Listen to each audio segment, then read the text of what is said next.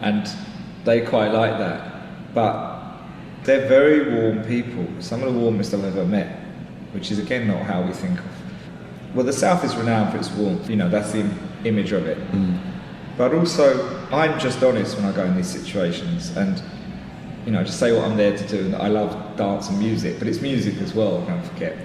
And they love it that someone's interested, and that someone's finally taking a look at all these, it's a huge amount of creative independent expression, and that's what I like. And it's very individual, and that's what I like, is individuals expressing themselves, which is not what we think of when we think of America, is it? We think of, America taking over the world and trying to dominate. We don't think about individuals, and so it's like another story. Just like we had the biggest movement in the world here, the biggest march against going into Iraq, and it made no bit of difference. Well, they haven't made any difference to their government. Yeah. And that's a sad situation. But I just got it just by talking to people, and if someone introduced you to someone else, that's a useful way. That happened a lot.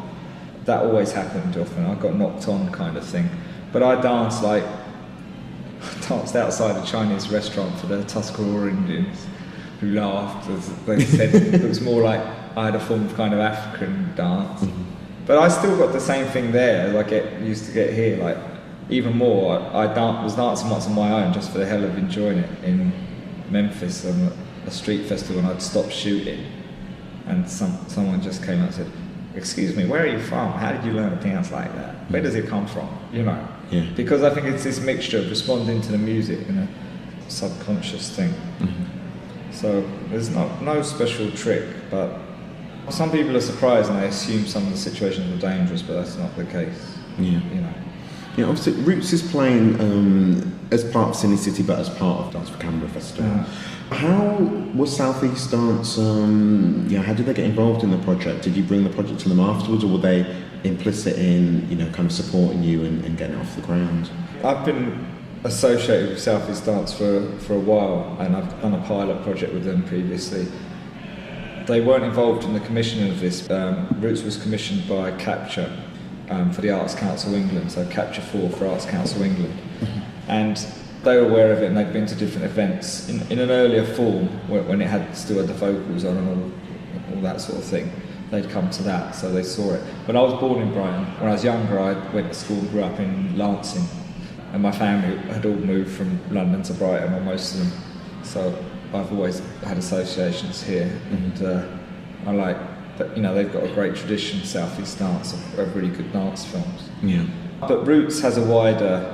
We could have entered it just for CineCity, but that would have been good. But I've only just finished it, and I guess because we have a close relationship, they were aware of it. But it's been entered for Sundance, so I'm going to see how that goes. But my films go into not just dance film festivals; they're all accessible right across the board. So one of my shorts was nominated for Best British Short Film, and so on. So they don't just sit in dance film festivals. Yeah, I was going to ask you about your plans for Roots, because and I apologise straight away to all the dance filmmakers out there, but as I was saying to you before we started recording, quite often you think of a dance film as this ghetto where these weird films that may or may not be watchable are made, and I kind of admitted to you that I sat down with Roots and went, it's 50 minutes long. Oh my God, I don't know if I could do a dance film. And you watched the whole thing? Yeah, and I watched the whole thing, and great. I was kind of, I was just perched on the edge of the couch upstairs in the office, kind of watching it, and it completely drew me in from those first images. And it's definitely a dance film that I see with a wider appeal than just the kind of tiny ghetto that dance film normally gets to exist in. Yeah, you're right. It's sold out. All the earlier screenings, so before this finished version, sold out, which was great. So it does seem to have a wider appeal. But I agree. I agree with you. I think I don't like a dance film ghetto, as it were. I don't like that occurring, because for me, dance film is the origins of cinema. Were dance film. They were movement-based silent films. And some of the earliest recordings in cinema were of dance. They were kind of anthropological recordings. So I don't compromise at all. So the fact that people outside of that world like these films is, for me, that's the way it should be. I don't come from traditional dance myself, so I'm never thinking, oh, I'm aiming for a dance film audience. I'm just aiming, and in fact, I think there are some areas, I've just found actually, that some areas of dance film don't like the film. They don't, or they don't dislike it, maybe they don't get it. Right. And that's quite strange to me, you know.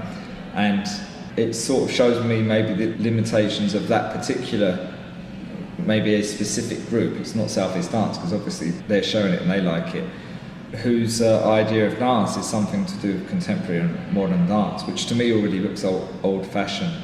I mean, I love great practitioners of that as well, just as I love all sorts of dance. But I think there can be a problem. There's going to be two problems. One can be the ghettoising, which isn't good, like these weird dance films over here sort of thing.